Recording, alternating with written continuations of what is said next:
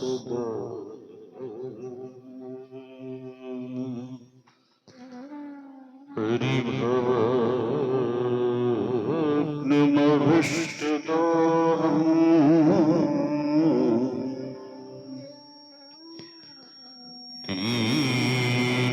तीर्थास्पदम्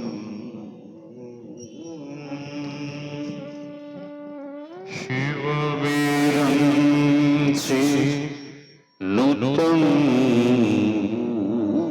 शरण्यं भृत्यार्तिहं प्रणतपालिभवाब्धि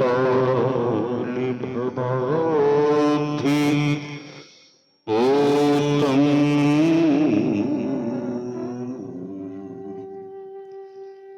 वन्दे महापुरुषने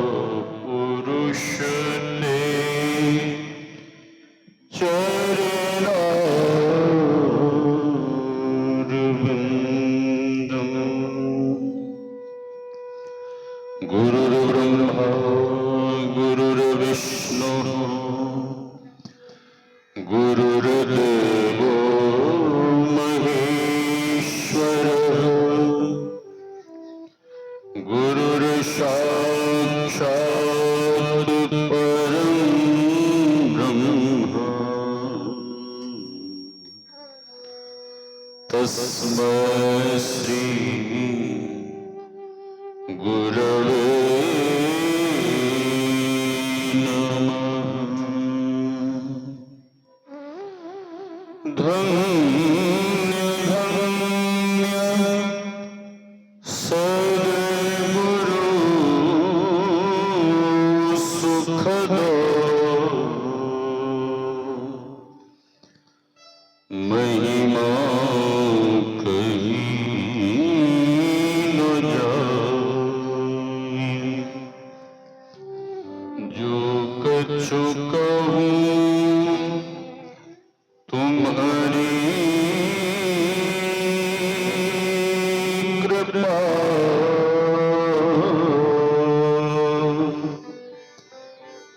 मोते कछु न बसाई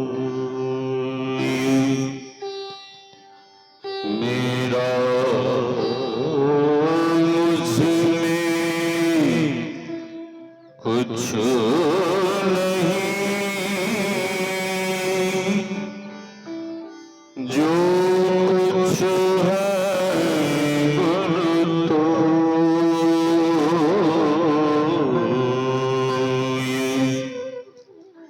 तेरा तुझको सौंपता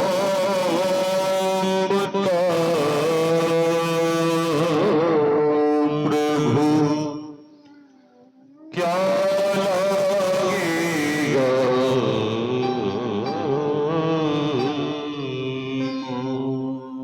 मोरे तेरा तुझको सौंपता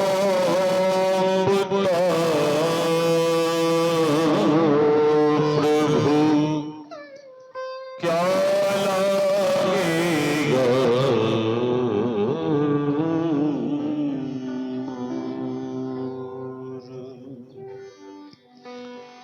आसन पर आसीन परमाराध्य सद्गुरु महाराज के युगल चरणों में कोटि कोटि नमन। इस पावन मंच पर विराज रहे गुरु महाराज के प्रिय शिष्य आदरणीय स्वामी श्री आनंद जी महाराज, आदरणीय श्री विवेकानंद बाबा, प्रमोद बाबा, इस सत्संग ज्ञान यज्ञ में पधारे हुए जन प्रतिनिधि आदरणीय श्री मुखिया जी जो कोलवारा से पधारे हैं और उन्हीं के भ्राता प्रमुख साहब शायद वे नहीं आए और जिला परिषद, क्या नाम है, सौरभ बाबू, उनके पूज्य पिताजी भी बता रहे हैं। नहीं, बहुत सारे लोग यहाँ पर आए हैं इस ज्ञान यज्ञ में पधारे हुए पूज्य गुरुजन, सत्संग प्रेमी महानुभावों, माताओं एवं भक्तिमती बहनों, आप सबों के भीतर विराज रहे परमात्मा स्वरूप आत्मा को हम वंदन करते हैं। श्री राम मैं सब जग जानी, करो प्रणाम जोरी जुग पानी। यही भाव लिए हम आप सत्संग ज्ञान रूपी गंगा में अवगाहन कर अपने तन मन और अंतःकरण को शुद्ध तथा पवित्र बनावे। ऑपरेटर साहब आए, हॉर्न की आवाज कम करिए और इको को भी कम करिए। हॉर्न की आवाज कम करिए, इको को भी कम करिए। श्री सद्गुरु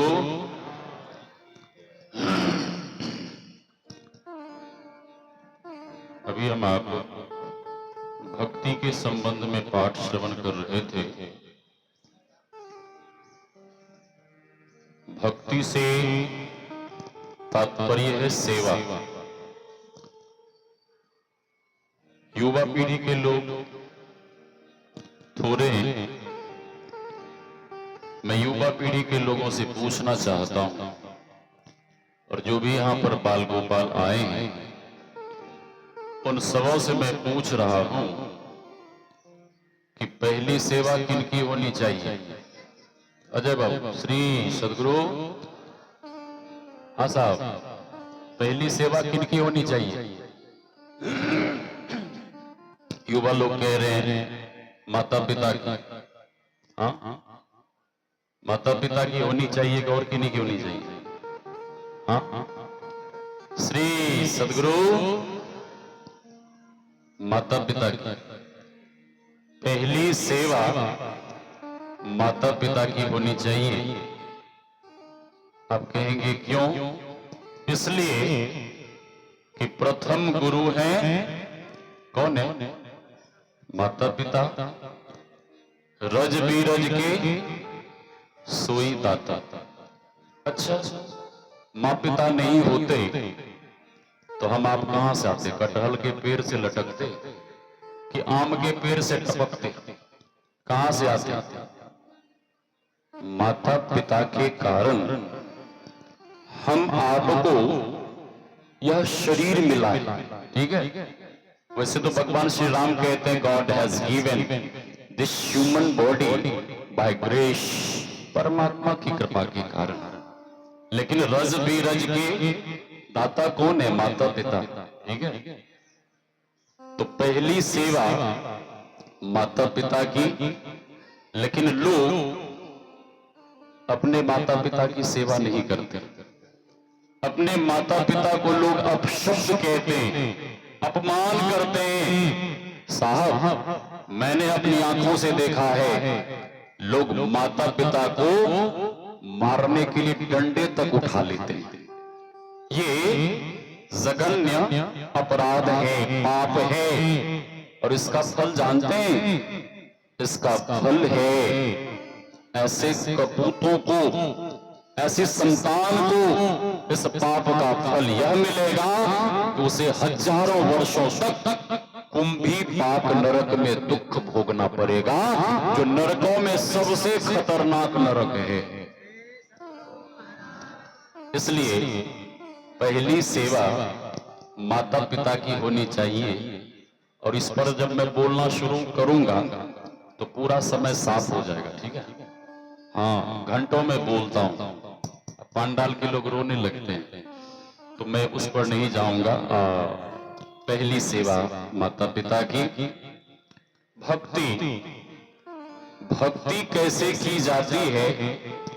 यह शिक्षा, यह ज्ञान, यह सीख हम आपको मां शबरी के जीवन का दर्शन कर हम आपको सीखना चाहिए। मां मीरा, मां जनाबाई, सहजूबाई, जनाबाई के जीवन की तो विचित्र घटना है। मां सबरी को लोग अधिक जानते हैं। जनाबाई नामदेव जी महाराज के यहाँ क्या करती थी? दाई का काम, सेविका, नौकरानी का काम, ठीक है। हाँ, और सेवा करते हुए वो इतना भगवत भजन करते, इतनी भक्ति करते, इतना भजन करते कि उसके सामने साक्षात भगवान प्रकट हो जाते और भगवान कहते कि जना मुझे भी कोई काम बताओ। पूज्य बाबा पधार रहे हैं, सभी लोग स्वागत में खड़े हो जाएं। श्री सद्गुरु महाराज की जय। श्री सद्गुरु महाराज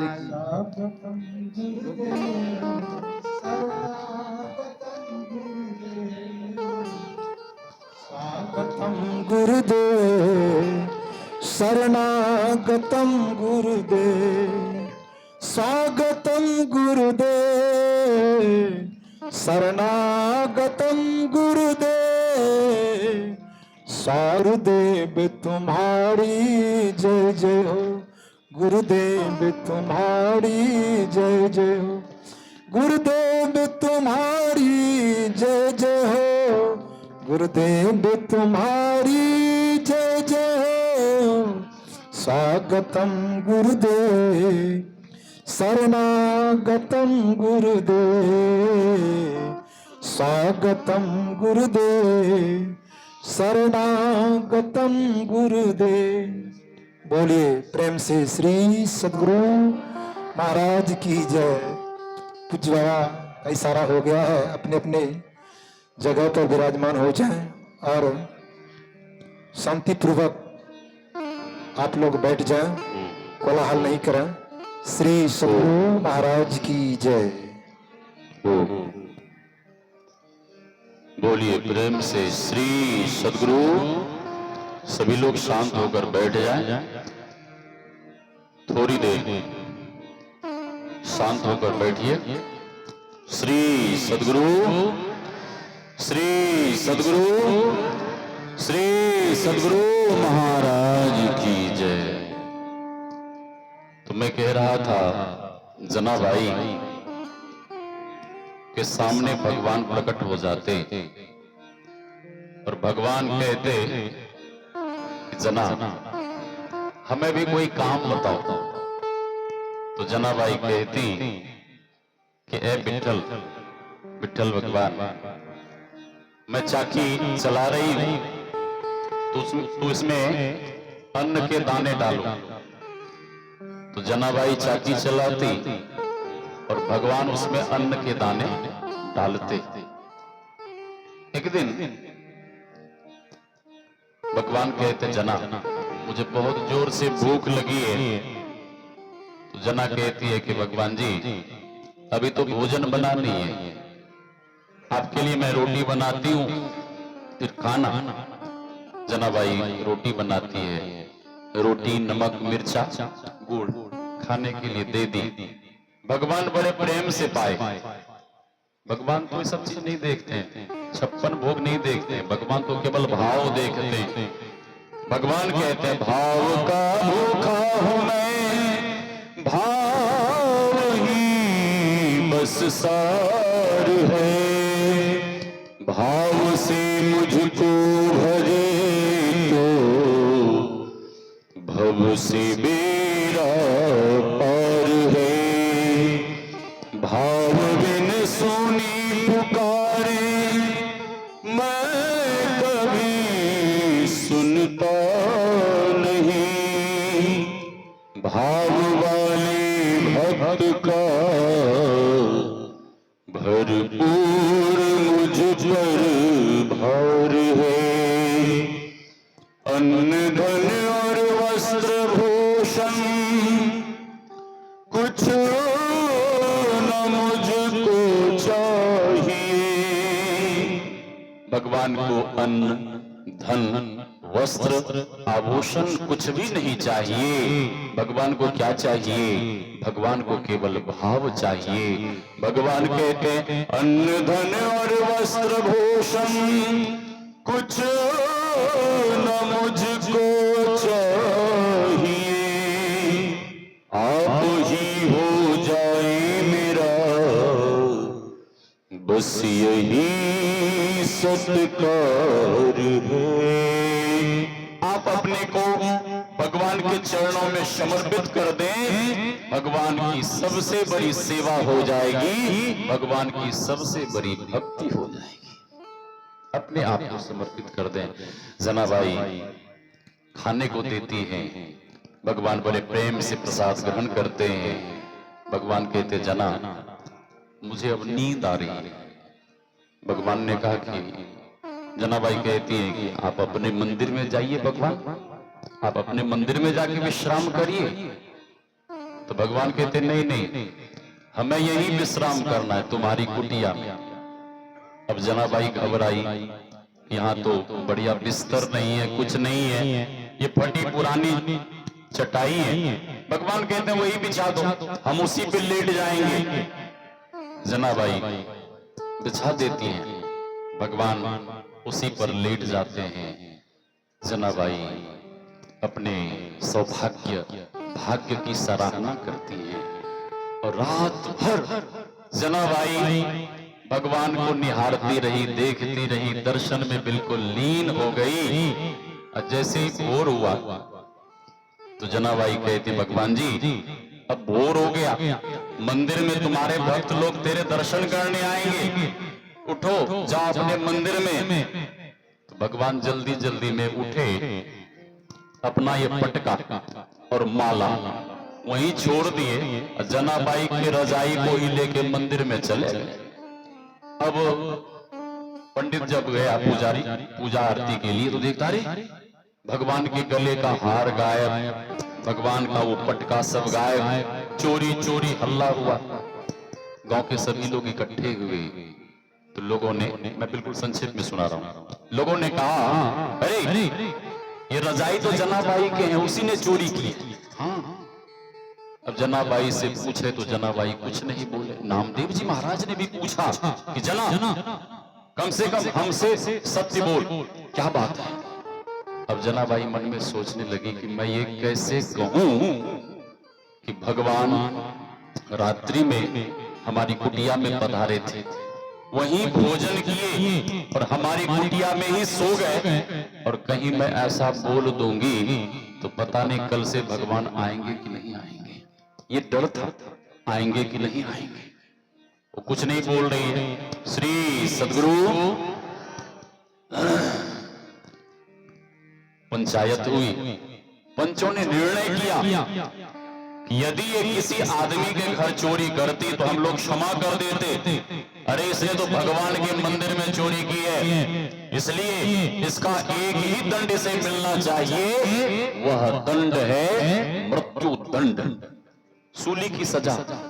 अब पंचों ने सुना दी और गांव के पंच लोग सूली पर चढ़ाने के लिए जैसे ही गांव के बाहर ले गए, सूली आप लोग जानते होंगे लोहे का नुकीला खंभा हुआ करता था।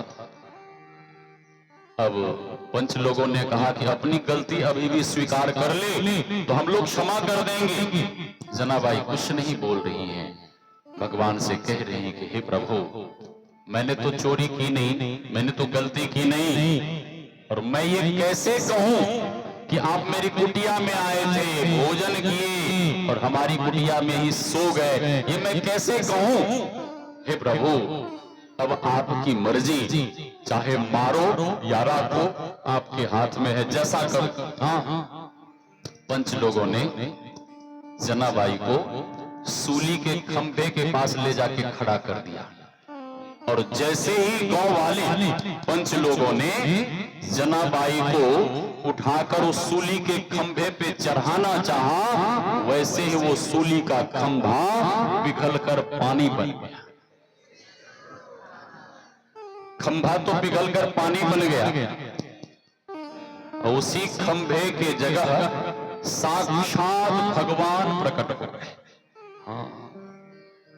भगवान कहते हैं कि "ए गांव वालों, जनाबाई चोर नहीं है, ये तो परम भक्तिन है। ये मेरे मंदिर में नहीं आई थी, मैं स्वयं इसकी कुटिया में गया था।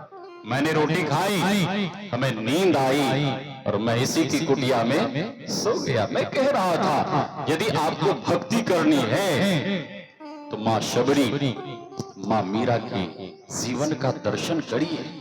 गुरु महाराज की एक परम भक्तिन माई थी, कुप्पा घाट में गौशाला में भजन गा रही थी। अपनी भगतिया सतगुरु साहब रो भी रही थी। गुरुदेव कहते हैं कि आवाज कहां से आ रही? सेवकों ने कहा सरकार ये आवाज गौशाला से आ रही है। गुरुदेव कहते हैं मैं वहां ले चलो। सेवकगण ले गए। सेवकगण कहते हैं सरकार आप गौशाला में कैसे जाएंगे? इधर गोबर, उधर खरपतवार, घास फूस पड़ा है।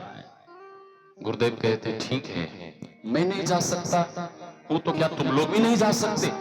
तुम ही लोग जाओ और उस भक्तिन माई को बुलाकर हमारे पास आओ। सेवकगण बुलाने गए। जब तक वो भक्तिन माई नहीं आ गई तब तक गुरुदेव प्रतीक्षा में खड़े रहे।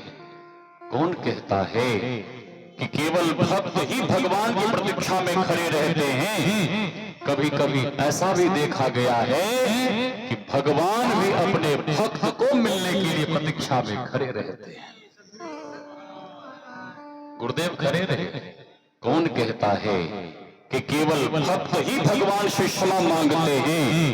कभी कभी ऐसा भी देखा गया है कि भगवान भी अपने भक्त से क्षमा मांगते हैं। भक्त से क्षमा मांगते हुए देखा आपने भगवान को? हाँ, अभी मैं दर्शन कराता हूं। ध्रुव जी महाराज ध्यान में बैठे थे और भगवान जब पधारे तो ध्रुव जी महाराज को मिलने के लिए दो बातें करने के लिए भगवान प्रतीक्षा में खड़े। ध्रुव जी महाराज ध्यान में बैठे और भगवान प्रतीक्षा में खड़े। ध्रुव जी महाराज जब ध्यान से उठे तो भगवान अपने दोनों हाथ जोड़कर उस नन्हे से बालक से ध्रुव जी महाराज से क्षमा मांगने लगे कि वत्स मुझे क्षमा कर दो। क्यों? इसलिए कि मुझे आने में बहुत देरी हो गई, मुझे आने में बहुत विलंब हो गया, इसलिए मुझे क्षमा कर दो।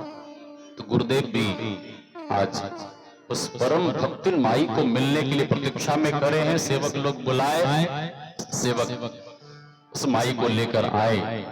वो माई कटे वृक्ष के जैसे गुरुदेव के चरण में साष्टांग दंडवत लेट गई। गुरुदेव कहते हैं कि ऐ माई, मैं तेरे भक्ति भाव से बहुत खुश हूं, प्रसन्न हूं, वर मांगो।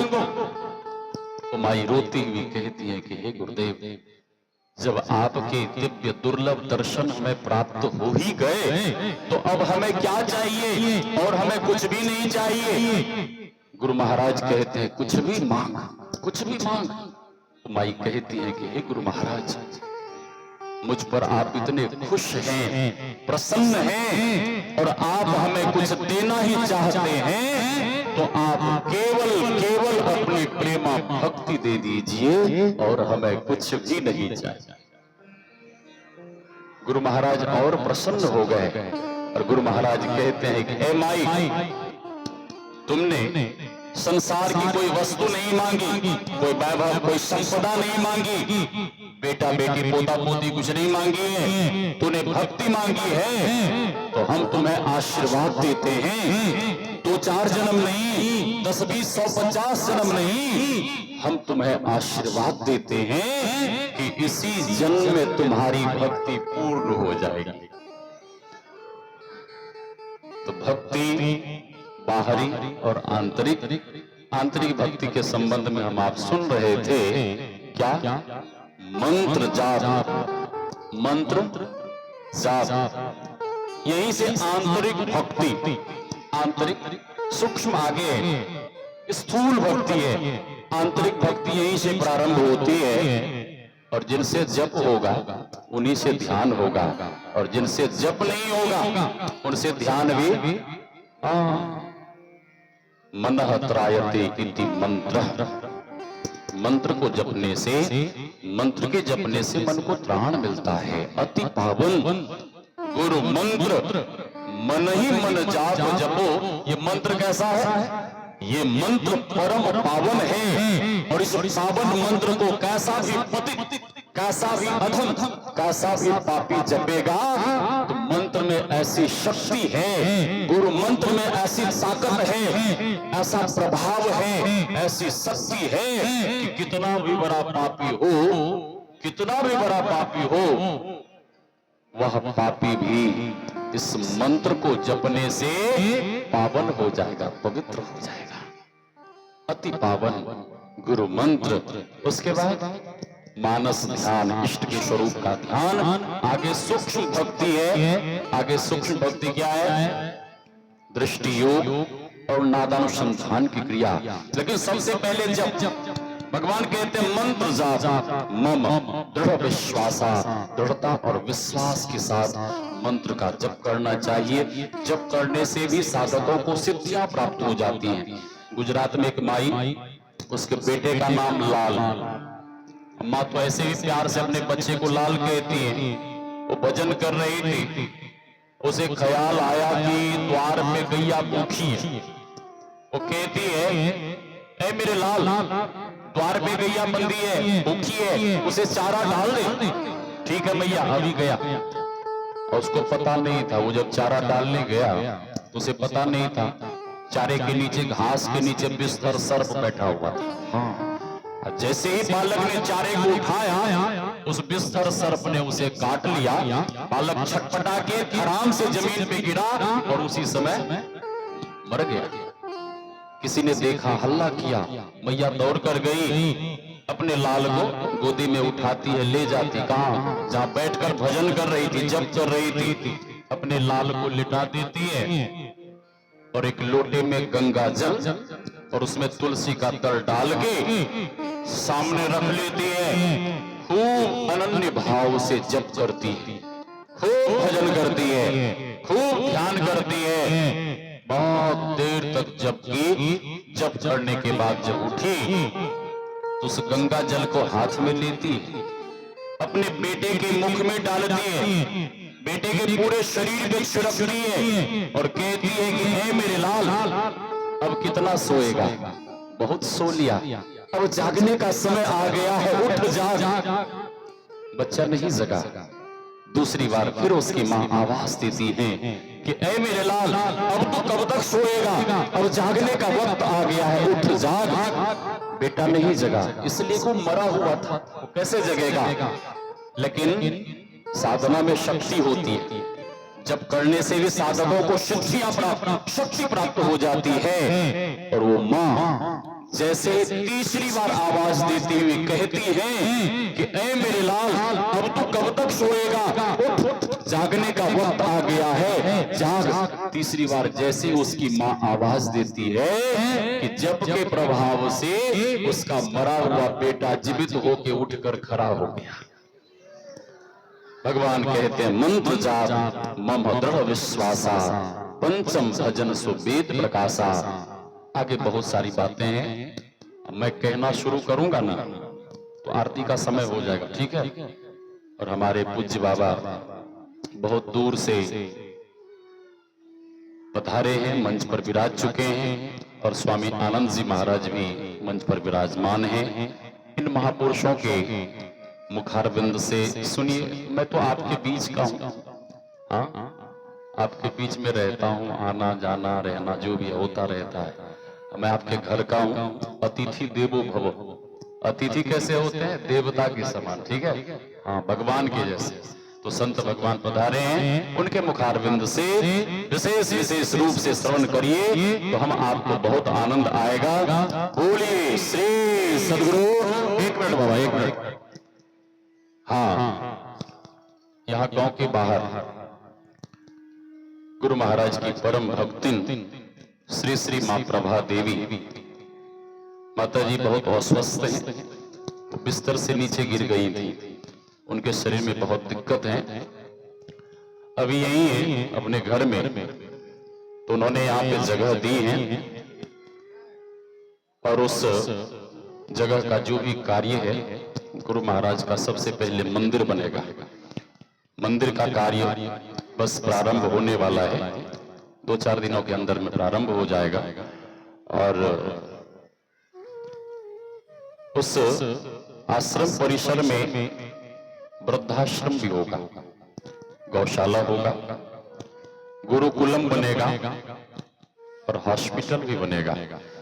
हॉस्पिटल मैं नहीं बनाऊंगा, इधर के जो बड़े बड़े नेता लोग हैं वे लोग बनवाएंगे।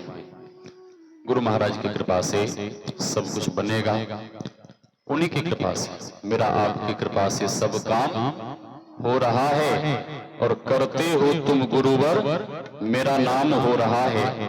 पतवार के बिना ही मेरी नाव चल रही है, हैरान है जमाना, मंजिल भी मिल गई है। तो वह आश्रम का कार्य अब प्रारंभ हो जाएगा। तो जो भी गुरु भक्त विशेष रूप से सहयोग करना चाहते हैं वहां आके तन मन धन से सहयोग कर सकते हैं। तो अधिक नहीं कहते हुए वाणी को विराम। बोलिए श्री